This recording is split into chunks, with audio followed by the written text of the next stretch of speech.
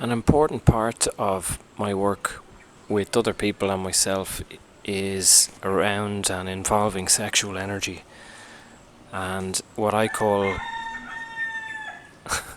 sexual remapping, or the remapping of our body.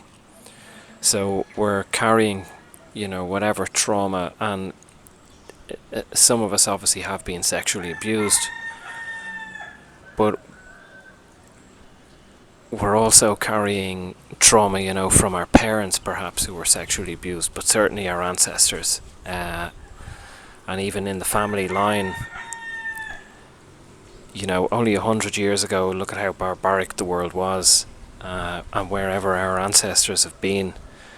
So all that stuff is passed down in our DNA, and we're walking around carrying that frequency, that code, the amalgamation of all of our experiences in DNA, both ourselves and our own lives, and then all the way up the family line. Then if you take it into this life, the coming of age experiences, that living in the West, in many cases, we weren't initiated into sex.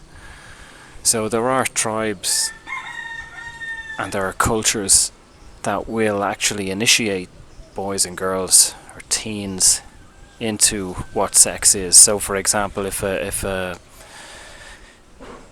teenage boy is walking through the village, a married, mature woman who's married, maybe with kids, may come out and take his hand and bring him in to her house or her hut and make love to him.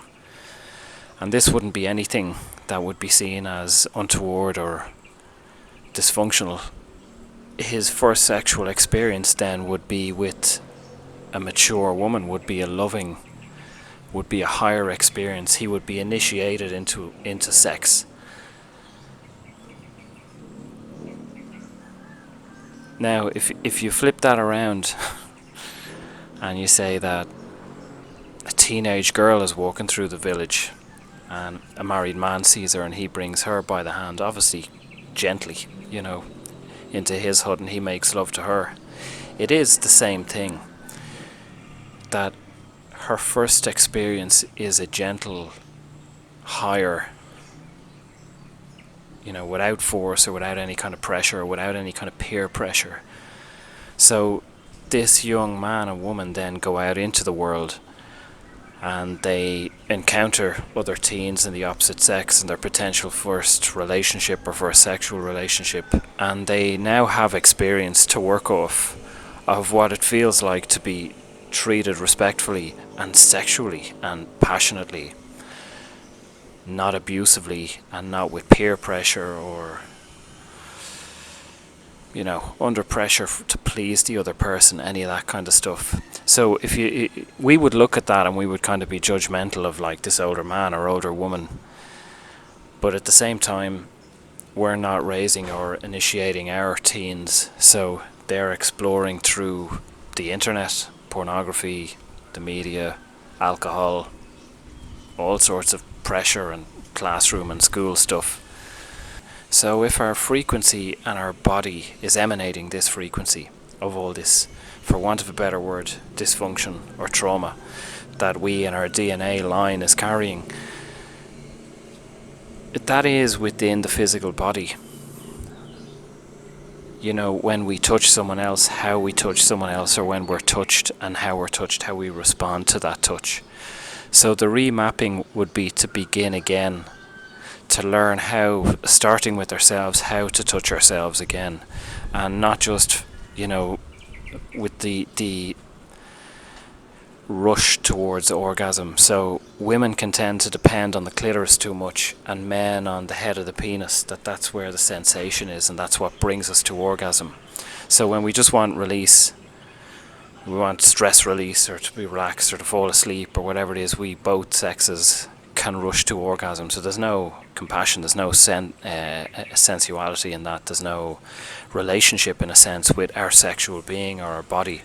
So then how do we expect to enter into a relationship with someone else, or just have a sexual experience with someone else, and expect them to provide that intimacy or that compassion or sensuality or higher loving experience with us when we can't ourselves. Plenty of people as well who just are not sexual with themselves. It's switched off, they go to work. Maybe they masturbate just in the sense of that sexual release, or maybe not. They don't touch themselves, they're not aware of their body, they're not in tune with their body. But yet they may meet partners, potential partners, and they become frustrated that they're not, treated in a way that they would like to be treated or received in a way. So ultimately it begins with ourselves. And I don't think I've really touched on this publicly, but this, the people who've worked with me know that this is what I work with, or this is a big part of what I work with, becoming a larger part of my work. I do guide and I do teach people, depending on the individual or what stage they're at, or how open or how ready they are for this work. But it is a part of my work. And it's gently suggested. People can take their time, or they can run with it. And some people are ready and some people are not. Some people need time. But the information is there, or the guidance is there, should they be ready for it, to remap and to reconnect with our sexual being. With the intention obviously being that we can then take ourselves out in the world and draw in and be more discerning of who we meet and who we share ourselves with and what we're looking for.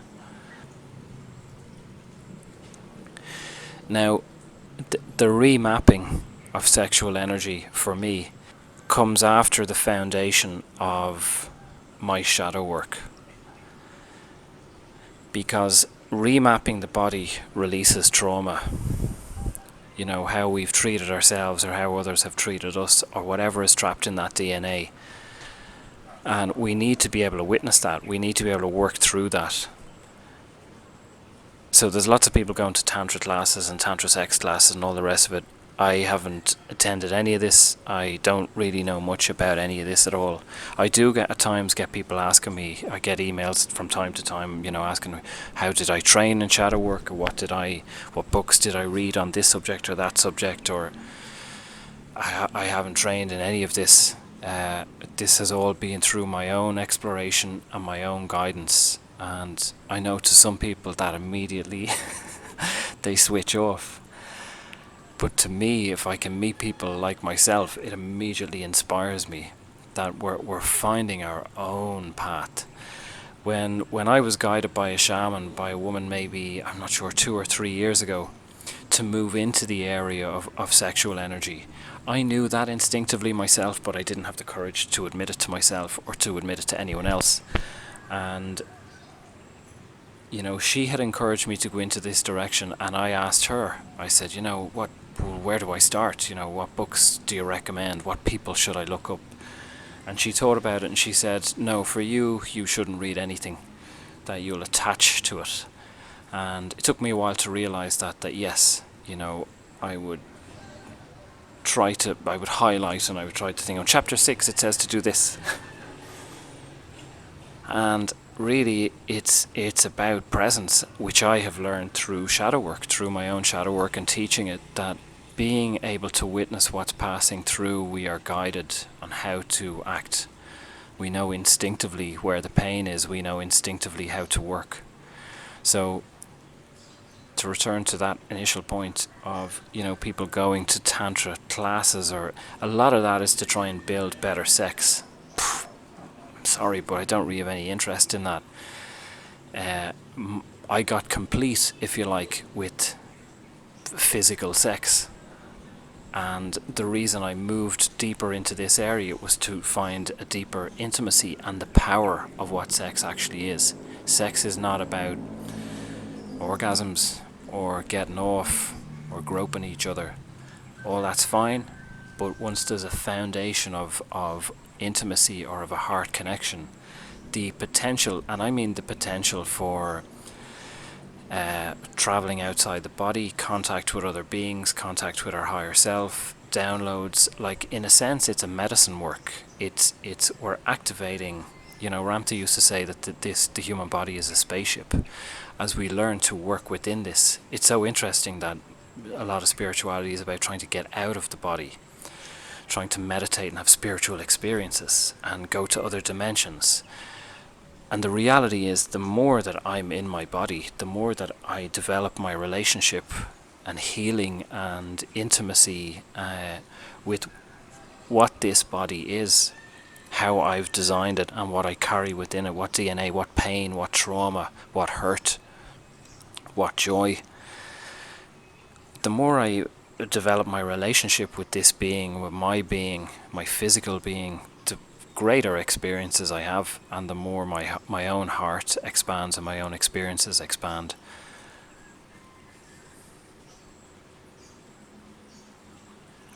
So I haven't been drawn to any kind of Tantra work. I've read a few books that have given me some insights, but it's the same with shadow work. If we can develop our own intuition and our own instinct enough and our own gut, the relationship with our own gut, can't go wrong. The more connected we can be with ourselves, the more we can discern with that quiet voice of what works for us and what doesn't, what's good, what's the best way to move. And then, as I said in a recent video, to be in that flow of life. We don't need to give our power to other things, as I said to someone recently, like crystals or pendulums or astrology, and I don't have any, I'm not knocking these things, but often spiritual people give a lot of power to these things, or to gurus, to me, or to whoever. I don't want to be anybody's guru. I don't want the responsibility. My role and work is to lead you back to you, to smash your intellect and your ego and the shit that you think is you, because it's clearer and easier for me to see that it's a facade, that it's nonsense. So my role is to smash that and lead you back into your own power, to empower you to have your own tools to discern for yourself. You don't need to ask anybody else. You don't need to be led or healed by anybody else. But from time to time, it's okay for us to be moved. I've been going for massages here while I'm in Bali, and they've been very healing for me. I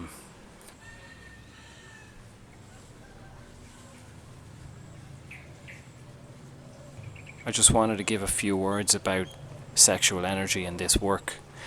It's sexual, as I said in a previous video, sexual energy is being locked away. It's something that's talked about and done behind closed doors.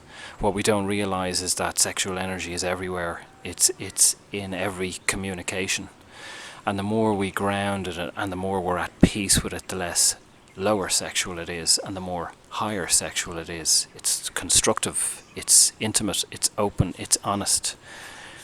The more we repress it, it becomes behind closed doors. It becomes aggressive or pornography or escape.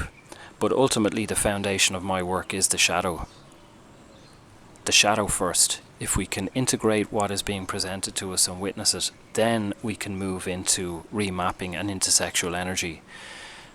For example, I won't work with anybody regarding remapping or sexual energy who is not grounded in shadow work, because the shit that will be released in sexual energy can destroy people. And that's what we can see as well around the Tantra world. Sex addicts and all sorts of feeders, all sorts of demonic energy and entities and all the rest. There's positive stuff, of course, as well.